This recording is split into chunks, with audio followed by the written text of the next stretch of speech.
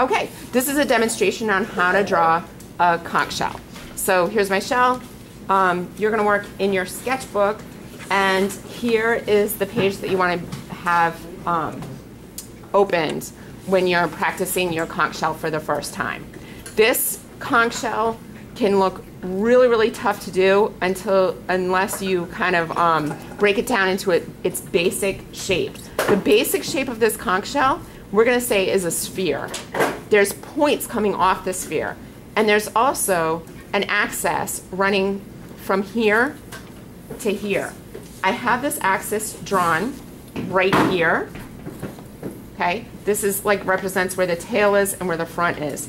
All of these rings line up on the axis, and all of these points come off the rings. So as you can see, this is like the beginning basic drawing of the conch shell, and all of the points aren't drawn in. It's just to show you the basic shape without showing you kind of like a picture of what you can already identify and already see. So first thing you're going to do is get your basic shape. I'm going to hold my paper this way because I can fit it better. Size truly doesn't matter. I'm not concerned with the proportions of the shell with your bottle. Don't worry about those proportions. That's too difficult at this stage in the game. If you are not happy with the size of your shell, I will shrink it or enlarge it based on your proportions if that's what you wish to do. I'll just do that, and then you can trace your shrunken or enlarged shell. Next thing I'm going to do is use the skill that I learned when I was creating the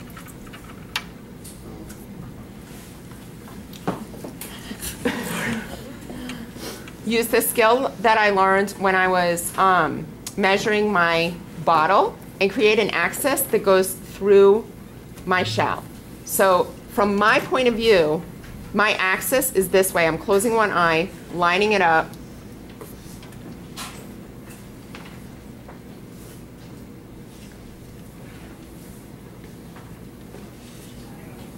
It's actually like this. Okay. Next thing I'm going to do is create rings around my basic form that represents all of these. Okay. I'm going to start here. And to help me, I'm going to create like a cone shape here. And then another cone shape here that's smaller to represent the foreshortening here. You can't really see the drawing. You can't? No. Is that better? Yeah. Okay.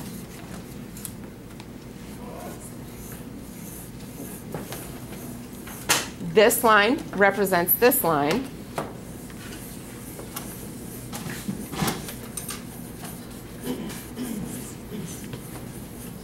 That line represents that line. Okay. Think of each ring going back in space, kind of like when you were creating ribs on a pumpkin. This part should be narrower than this part to show foreshortening. The next thing you're going to do is create basic shapes for each of the points and figure out where they are in your shell.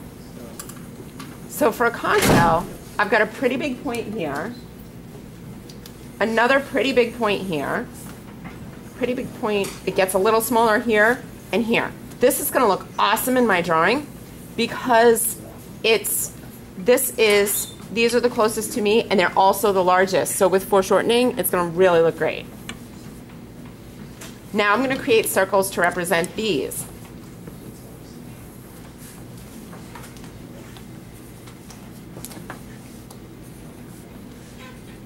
These circles become kind of closer together as I go further back.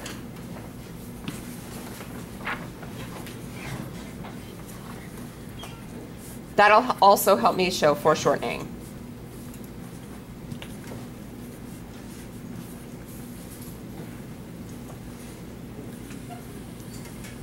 Notice for each one of these rings, they're narrower in the corner and wider in the front. Hannah, can you hand me another eraser? Because I threw mine. Thanks. Little comic relief. All right, here we go. Now, I'm going to break down these basic shapes. And this is where my blind continuous line drawing comes in. I would actually, before I go further, do a blind continuous line drawing of your shell. Not looking at my paper, it's just helping me see the form.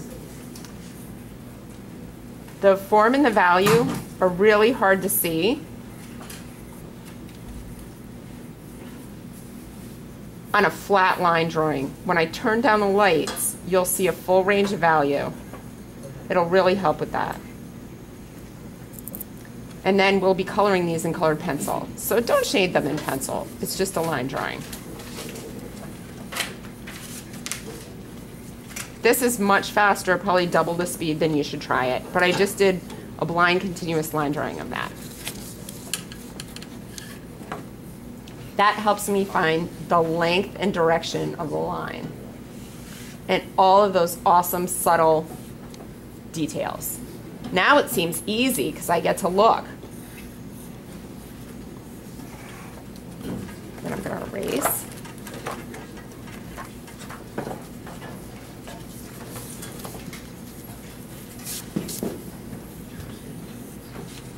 This also becomes a cross contour line.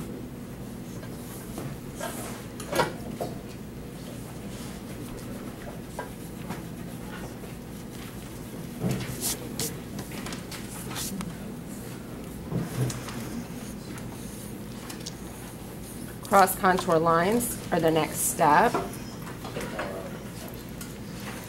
And I get the interesting detail of the edge of the shell.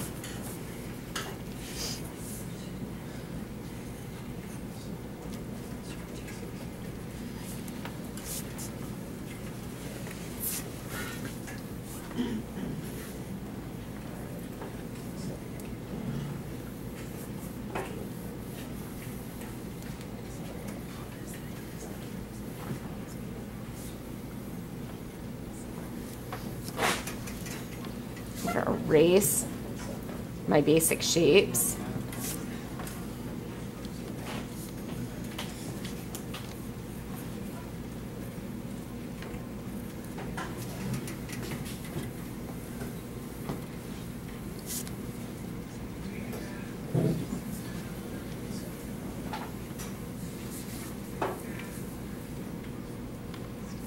One, two, three.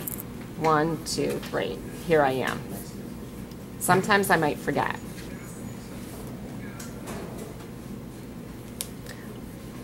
I want to draw my shell as accurate to the real thing as possible, just because it's going to be really hard when I'm adding shadow if I don't know, where exactly I'm adding shadow to.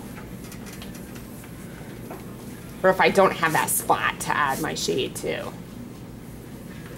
And the thing that's really great about this is everybody's is going to be different. This is where your personal artistic style comes out. It's really neat.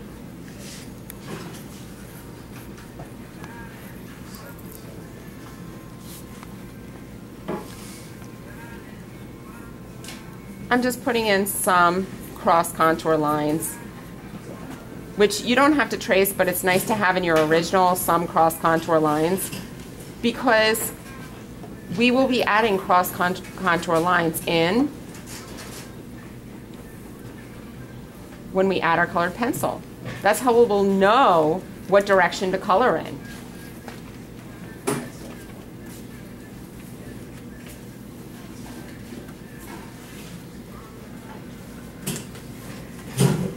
So this right here doesn't quite look like this because it's missing shading. But this is where the point is, and this is where the shading goes.